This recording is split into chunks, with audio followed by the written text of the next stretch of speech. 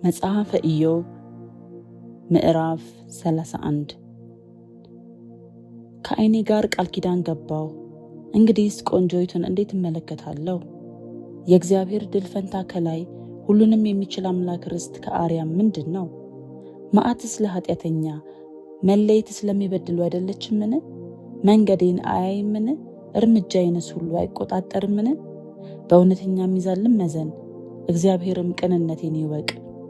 በሐሰት ሄጄ እንደሆነ እግሬም ለሽንገላ ቸኩላ እንደሆነ እርምጃዬ ከመንገድ ፈቀቅ ብሎ ልቤም ዓይኔን ተከትሎ ነውርም ከእጄ ጋር ተጣብቆ እንደሆነ እኔ ልዝራ፣ ሌላ ሰውም ይብላው፣ የሚበቅለውም ሁሉ ይነቀል። ልቤ ወደ ሌላይቱ ሴት ጎምጅቶ እንደሆነ በባልንጀራዬም ደጅ አድብቼ እንደሆነ ሚስቴ ለሌላ ሰው ትፍጭ፣ ሌሎችም በእርሷ ላይ ይጎንበሱ። ይህ ክፉ አበሳ ፈራጆችም የሚቀጡበት በደል ነውና፣ ይህ እስከ ጥፋት ድረስ የሚበላ እሳት ቡቃያዬንም ሁሉ የሚነቅል ነውና። ወንድ ባሪያዬ ወይም ሴት ባሪያዬ ከእኔ ጋር በተሟገቱ ጊዜ ሙግታቸውን ንቄ እንደሆነ እግዚአብሔር በተነሳ ጊዜ ምን አድርጋለሁ? በጎበኘኝ ጊዜ ምን እመልስለታለሁ? እኔም በማኅፀን የፈጠረ እርሱንስ የፈጠረው አይደለምን? በማኅፀንስ ውስጥ የሠራን አንድ አይደለምን? ድሃውን ከልመናው ከልክዬ የመበለቲቱን ዓይን አጨልሜ እንደሆነ እንጀራዬን ለብቻዬ በልቼ እንደሆነ ድሃ አደጉም ደግሞ ከእርሱ ሳይበላ ቀርቶ እንደሆነ እርሱን ግን ከታናሽነቴ ጀምሬ እንደ አባቱ ከእኔ ጋር አሳድጌው ነበር። እርሷንም ከእናቴ ማኅፀን ጀምሬ መራኋት። ራቁቱን የሆነ ሰው ሲጠፋ ወይም ድሃ ያለ ልብስ ሲሆን አይቼ እንደሆነ ጎንና ጎን ያልባረከችኝ በበጎቼም ጠጉር ያልሞቀ እንደሆነ በበሩ ረዳት ስላየው በድሃ አደጉ ላይ እጄን አንስቼ እንደሆነ ትከሻዬ ከመሠረቷ ትውደቅ፣ ክንዴም ከመገናኛዋ ትሰበር።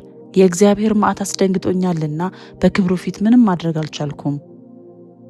ወርቅን ተስፋ አድርጌ ጥሩንም ወርቅ በአንተ ታመናለሁ ብዬ እንደሆነ ሀብቴ ስለበዛ እጄም ብዙ ስላገኘች ደስ ብሎኝ እንደሆነ ፀሐይ ሲበራ ጨረቃም በክብር ስትሄድ አይቼ ልቤ በስውር ተታሎ አፌም እጄን ስሞ እንደሆነ ልዑል እግዚአብሔርን በካርኩ ነበርና፣ ይህ ደግሞ ፈራጆች የሚቀጡበት በደል በሆነ ነበር።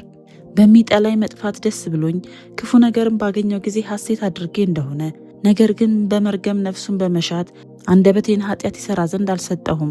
በድንኳኔ የሚኖሩ ሰዎች በከብቱ ሥጋ ያልጠገበ ማን ይገኛል ብለው እንደሆነ መጻተኛው ግን በሜዳ አያድርም ነበር። ደጄንም ለመንገደኛ እከፍት ነበር። በደሌንም በብብቴ በመሸሸግ ኃጢአቴን እንደ ሰው ሰውሬ እንደሆነ ከሕዝብ ብዛት ፈርቼ የዘመዶቼም ንቀት አስደንግጦኝ ዝም ብዬ ከደጅ ያልወጣው እንደሆነ የሚያዳምጠኝ ምን ነው በኖረልኝ።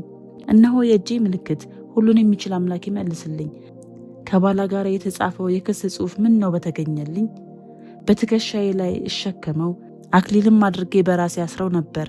የእርምጃዬን ቁጥር አስታውቀው እንደ አለቃም ሆኜ አቀርብለት ነበር።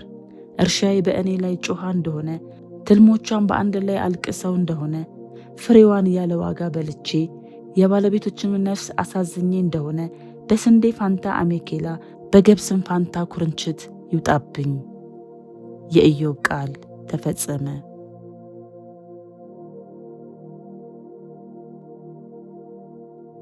መጽሐፈ ኢዮብ ምዕራፍ 32 ኢዮብም ራሱን ጻድቅ አድርጎ ነበርና እነዚያ 3 ሰዎች መመለስን ተዉ።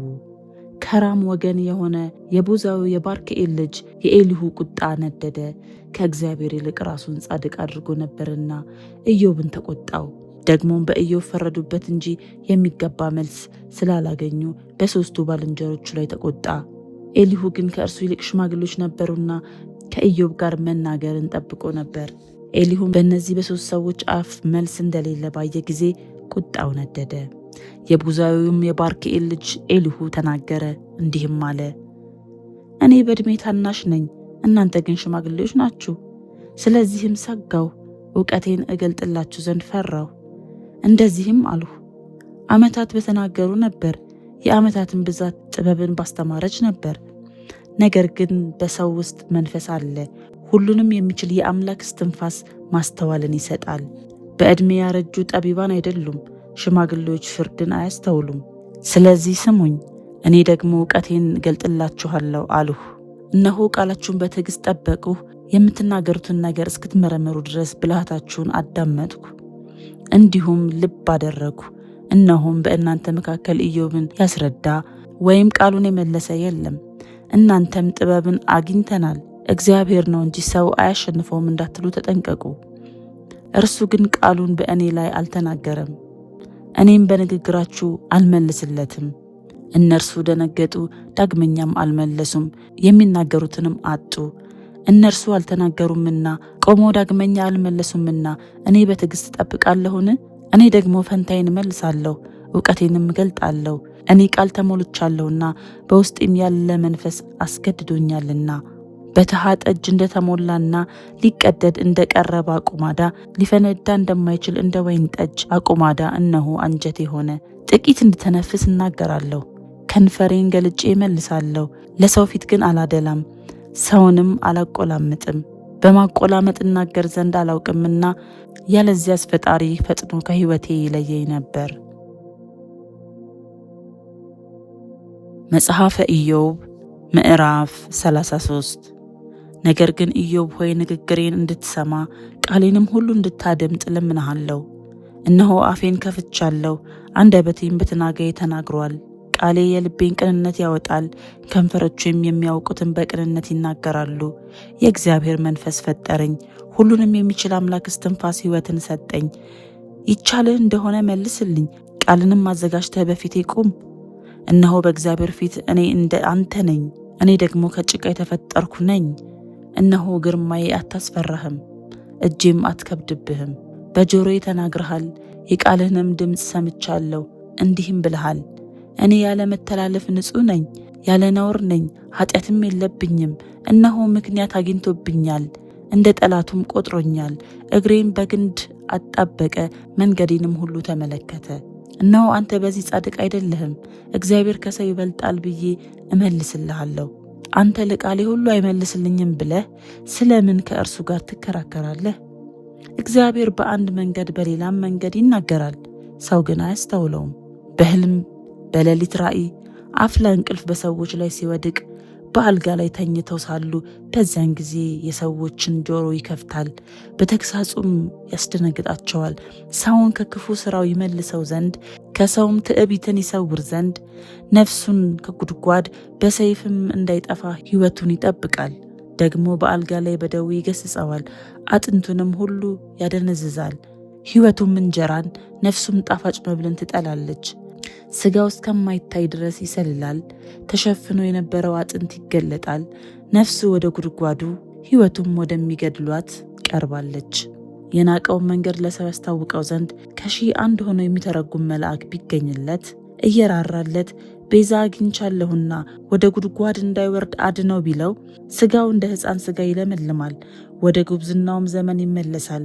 ወደ እግዚአብሔር ይጸልያል፣ እርሱም ሞገስን ይሰጠዋል፣ ፊቱንም በደስታ ያሳየዋል፣ ለሰውም ጽድቁን ይመልስለታል። እርሱም በሰው ፊት እየዘመረ እኔ በድያለሁ፣ ቅኑንም አጣምሜያለሁ፣ የሚገባኝንም ብድራት አልተቀበልኩም። ነፍሴ ወደ ጉድጓድ እንዳትወርድ አድኗታል፣ ሕይወቴም ብርሃንን ታያለች ይላል። እግዚአብሔር ይህን ሁሉ 2 ጊዜና 3 ጊዜ ከሰው ጋር ያደርጋል። ይህም ነፍሱን ከጉድጓድ ይመልስ ዘንድ በሕያዋንም ብርሃን ያበራ ዘንድ ነው። ኢዮብ ሆይ አድምጥ፣ እኔንም ስማ። ዝም በል፣ እኔም እናገራለሁ። ነገር ቢኖርህ መልስልኝ። ትጸድቅ ዘንድ እወዳለሁና ተናገር። ያለዚያም እኔን ስማ፣ ዝም በል፣ እኔም ጥበብን አስተምርሃለሁ።